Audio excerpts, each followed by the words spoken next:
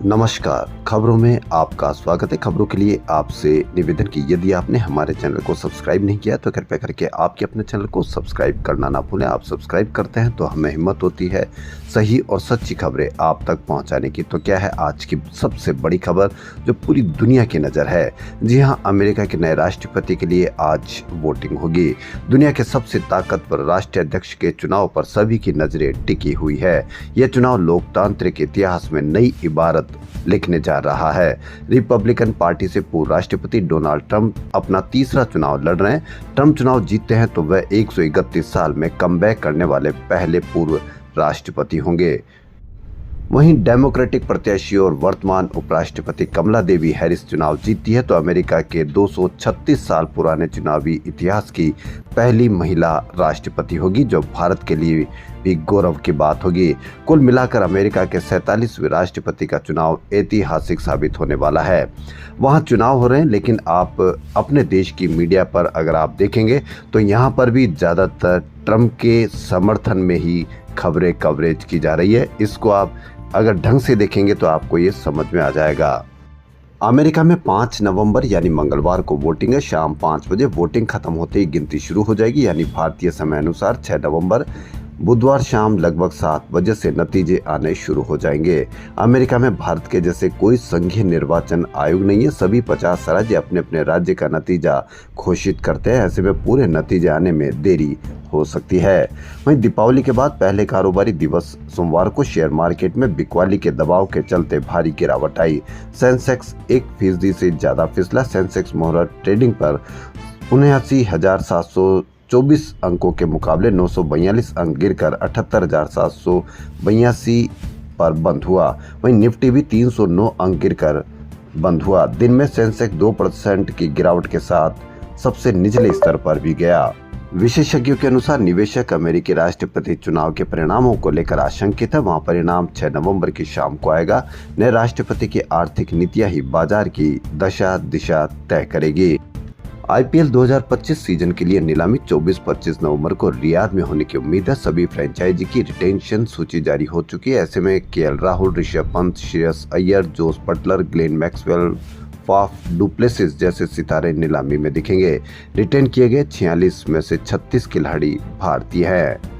देश में 2000 रुपए के 98% नोट बैंकों में वापस आ गए। हालांकि 6,970 करोड़ रुपए के नोट अभी नहीं लौटे हैं। आरबीआई ने 19 मई 2023 को 2000 रुपए मूल्य के नोटों को वापस लेने की घोषणा की थी। चलन बंद किए जाने के दिन 3.56 लाख करोड़ रुपए मूल्य के नोट बाजार में थे। वहीं केरल के पत्रकार सिद्दीकी कप्पन को अब हर हफ्ते उत्तर प्रदेश पुलिस को रिपोर्ट करने की जरूरत नहीं है। सुप्रीम कोर्ट ने जमानत की शर्तों में ढील दे दी है। कप्पन को 2020 में हाथरस कांड के बाद यूएपीए के तहत गिरफ्तार किया गया था। केंद्र सरकार 26 नवंबर को 75वें संविधान दिवस पर जेलों में बंद विचाराधीन कैदियों के लिए विशेष अभियान चलाएगी। इन्हें हाल ही में लागू भारतीय न्याय संहिता के तहत जमानत दी जाएगी। नए कानून की धारा 489 के अनुसार यदि कैदी संभावित सजा की आधी से अधिक अवधि जेल में काट चुका हो तो जमानत मिलनी चाहिए। पहली बार अपराध में बंद कैदी ने संभावित सजा का 1/3 समय काट दिया हो तो वह भी जमानत का हकदार होगा। सुप्रीम कोर्ट ने भी इसी 23 अगस्त को अदालतों को ऐसे कैदियों को जमानत देने का आदेश दिया था। ये प्रावधान 1 जुलाई 2024 से पहले के कैदियों पर भी लागू होगा। देश की जेलों में बंद करीब 5.75 लाख कैदियों में 75% विचाराधीन है। नाम बदलने का सिलसिला शुरू है और कई सालों से ऐसा सिलसिला चल रहा है। वहीं बिहार में भागलपुर जिले के सुल्तानगंज रेलवे स्टेशन का नाम बदलकर हिंदू तीर्थ स्थल पर यानी अजगैबीनाथ धाम रखा जाएगा। आपको ये भी देखना चाहिए कि नाम बदलने से क्या सुविधाओं में भी अंतर आ रहा है। यदि सुविधाओं में अंतर आ रहा है तो नाम बदलने की कहाँ जरूरत आती है। प्रधानमंत्री नरेंद्र मोदी ने सोमवार को झारखंड विधानसभा चुनाव प्रचार के लिए जनसभाएं की। झारखंड में कहा उन्होंने कि घुसपैठिए रोटी बेटी छीन रहे हैं, माटी हड़प रहे हैं, तुष्टीकरण चरम पर है। ये कहना है प्रधानमंत्री नरेंद्र मोदी के।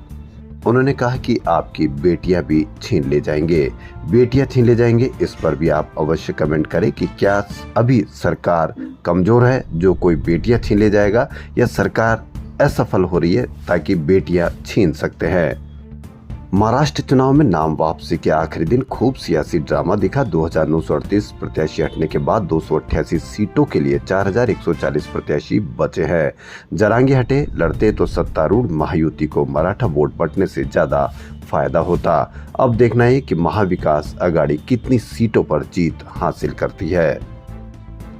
सरकारी कर्मचारी की फैमिली पेंशन के लिए पात्र परिवार के सदस्यों की लिस्ट से बेटी का नाम नहीं हटाया जा सकता। Department of pension and pensioners welfare ने हाल ही में एक आदेश में यह स्पष्ट किया है। विभाग के मेमोरेंडम में कहा गया है कि जब सरकारी कर्मचारी बेटी का नाम निर्धारित फॉर्म 4 में शामिल करता है तो उसे आधिकारिक तौर पर परिवार के सदस्य के रूप में मान्यता मिल जाती है। यह नियम हमेशा लागू रहता है कि बेटी पारिवारिक पेंशन के लिए पात्र है या नहीं। वक्फ बिल पर बनी संसदीय समिति में भाजपा सांसद जगदम्बिका पाल पर तानाशाही के आरोप लगाते हुए विपक्षी सांसदों ने समिति से अलग होने की चेतावनी दी है। आरोपी की पाल, जो कि समिति के अध्यक्ष, बिना विपक्ष की राय लिए एक तरफा निर्णय ले रहे हैं, जिससे विपक्षी सांसदों को बिल पर अपनी बात रखने का उचित अवसर नहीं मिल रहा है। तो सांसदों ने जेपीसी से अलग होने की चेतावनी दी है। कांग्रेस सांसद राहुल गांधी आज लखनऊ पहुंच गए। वे एयरपोर्ट से सड़क मार्ग से रायबरेली के लिए रवाना हो गए हैं। लोकसभा चुनाव के बाद राहुल का अपने संसदीय क्षेत्र रायबरेली में तीसरा और यूपी का 5वां दौरा है। राहुल गांधी दिल्ली से लखनऊ एयरपोर्ट आएंगे, यहां से सड़क मार्ग से रायबरेली जाएंगे। कल राहुल गांधी ने कहा था कि राष्ट्र की सबसे बड़ी लड़ाई संविधान की रक्षा करना है। इसको आप किस नजर से देखते हैं? आप भी इस पर अवश्य कमेंट करें। खबरों में फिलहाल इतना ही। यदि आपको हमारा चैनल पसंद आए तो लाइक, सब्सक्राइब और शेयर अवश्य करें। धन्यवाद।